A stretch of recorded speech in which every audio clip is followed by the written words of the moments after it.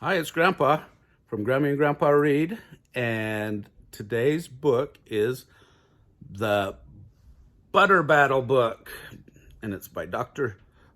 Seuss. He's one of our favorite authors.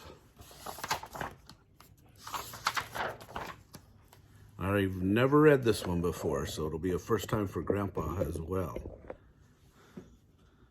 On the last day of summer, 10 hours before fall, my grandfather took me out to the wall. For a while he stood silent, then finally he said, with a very sad shake of his very old head, "As you know, on this side of the wall we are Yooks. On the far other side of this wall live the Zooks." Then my grandfather said, "It's high time that you knew of the terrible, horrible thing that Zooks do. In every Zook house and in every Zook town, every Zook eats his bread with the butter side down."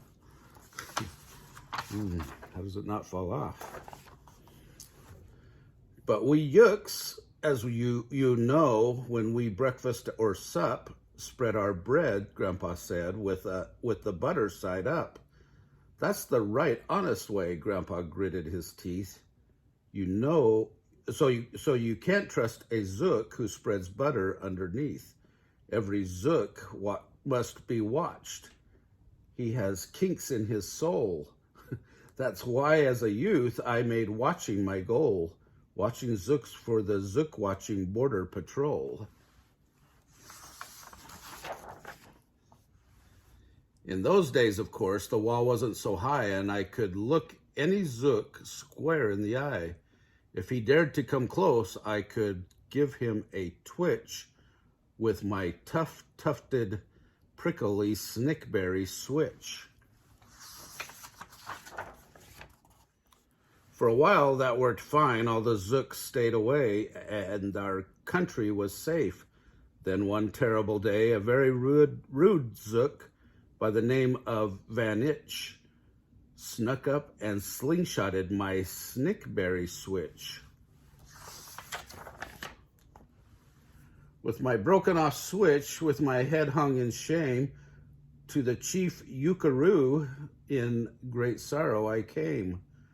But our leader just smiled. He said, "You're not to blame, and those Zooks will be sorry they started this game. We'll dress you right up in a fancier suit. We'll give you a fancier slingshot to shoot." And he ordered the boys in the back of the room to figure how to build me some sort of triple sling jigger. With my triple sling jigger, I sure felt much bigger. I marched to the wall with great vim and great vigor, right up to Vantage with my hand on the trigger. I'll have no more nonsense," I said with a frown, "from Zooks who eat bread with their butter side down." Vantage looked quite sickly. He ran off quite quickly. I'm unhappy to say he came back the next day in a spiffy new suit with a big new machine. And he snarled and he said, looking frightfully mean, "You may fling those hard rocks with your triple sling jigger, but I also now have my hand on a trigger. My wonderful weapon, the Jigger Rock snatch 'em, will fling 'em right back just as quick as we catch 'em. We'll have no more nonsense, we'll take no more gup from you Yooks who eat bread with the butter side up." "I have failed, sir," I sobbed as I made my report to the chief Ukaroo in the headquarters fort. He just laughed. You've got nothing at all of the sort. Our slingshots have failed. That was old-fashioned stuff. Slingshots, dear boy, are not modern enough.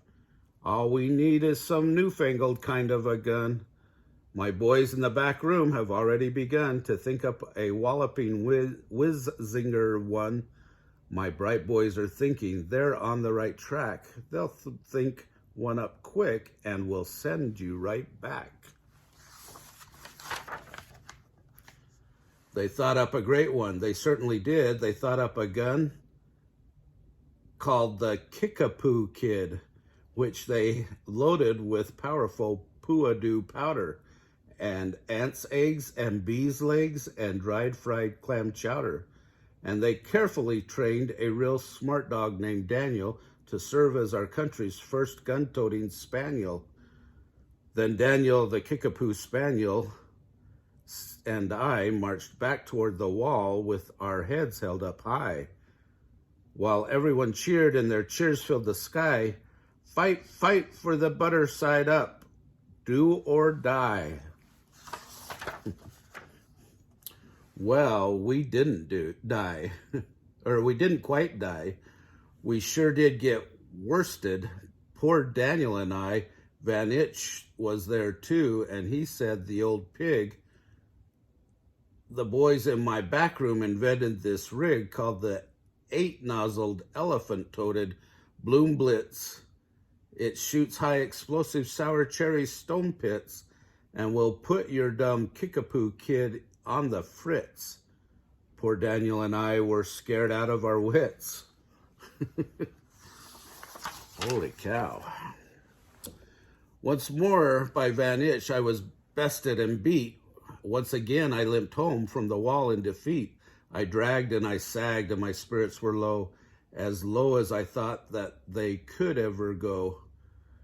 That when I heard a boom ba and a diddly dee dill, and our butter up band marched up over the hill. The chief Yukaroo had sent them to meet me, along with the right side up song girls to greet me. They sang, "Oh, be faithful, believe in thy butter," and they lifted my spirits right out of the gutter. "My boy," smiled Chief Yukaroo, "we've just voted and made you a general. You've been promoted. Your pretty new uniform's ready. Get in it. The big war is coming. You're going to begin it. And what's more, this time you are certain to win it. My boys in the back room have finally found how.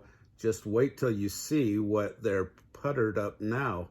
In their great new machine, you'll fly over that wall and clobber those butter down Zooks once and all." Those boys in the back room sure knew how to putter. They made me a thing called the Utter Sputter, and I jumped aboard with my heart all aflutter and steered toward the land of the upside-down butter. This machine was so modern, so frightfully new, no one knew quite exactly just what it would do. But it had several faucets that sprinkled blue goo, which somehow would sprinkle the Zooks as I flew, and gum up their upside-down butter they chew. I was racing pell-mell when I heard a voice yell, "If you sprinkle us Zooks, you'll get sprinkled as well." Vantage had a sputter exactly like mine, and he yelled, "My blue gooer is working just fine, and I'm here to say that if Yooks can goo Zooks, you'd better forget it, 'cause Zooks can goo Yooks." I flew right back home, and as you may have guessed, I was downright despondent, disturbed, and depressed. I saw just as soon as I stepped back on land, so were all of the girls in the Butter Up band. The chief drum majorette, Ms. Yuki and Sue, said, "That was a pretty sour flight that you flew, and the Chief Yukaroo has been looking for you."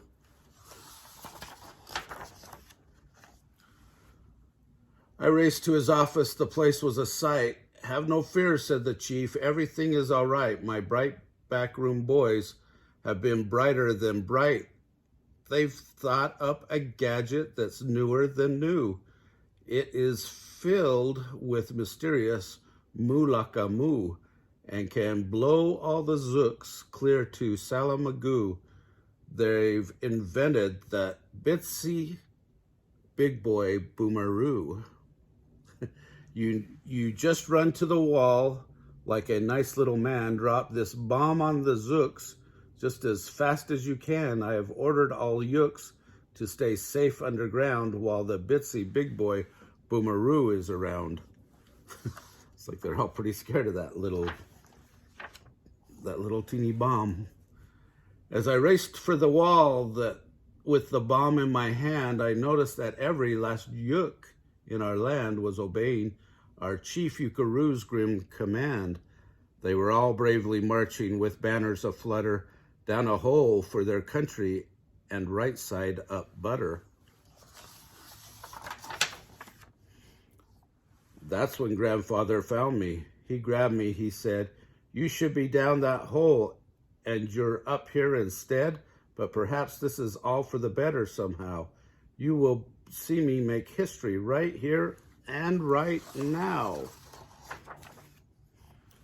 Grandpa leapt up that wall with the Lollapalooza leap, and he cleared his hoarse throat with a Lollapalooza beep. He screamed, "Here's the end of that terrible town full of Zooks who eat bread with their butter side down." And at that very instant, we heard a clup clup of feet on the wall, and old Vantage clumped up. The boys in his back room had made him one too. In his fist was another big boy Boomeroo. "I'll blow you," he yelled, "into pork and wee beans. I'll butter side up you to small smithereens." "Grandpa," I shouted, "be careful. Oh, gee, who's going to drop it? Will you or will he?" "Be patient," said Grandpa. "We'll see. We will see." And then the great standoff begins, it looks like. Oh, no, that was it. All right. Hope you understood the meaning of the book and the implications of what it was portraying. Hope you have a great day. Remember, smash the like button if you like the stories, and subscribe to our channel. Thanks.